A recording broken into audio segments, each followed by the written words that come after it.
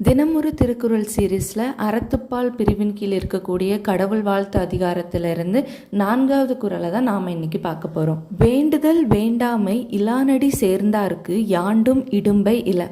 இந்த குறளுடைய பொருள் என்ன அப்படின்னா, இவங்க வேணும் இவங்க வேண்டாம் அப்படின்னு எந்த ஒரு நபர் மேலேயும் ஒரு விருப்பு வெறுப்பு இல்லாமல் நடுநிலைமையாக இருக்கக்கூடியவர் தான் கடவுள்.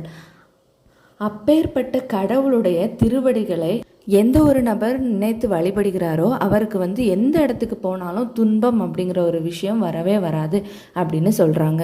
அதுதான் வரதராசனார் உரையில் எப்படி சொல்லியிருக்காரு அப்படின்னா, விருப்பு வெறுப்பு இல்லாத கடவுளின் திருவடிகளை பொறித்து நினைக்கின்றவர்க்கு எப்போதும் எவ்விடத்திலும் துன்பம் இல்லை.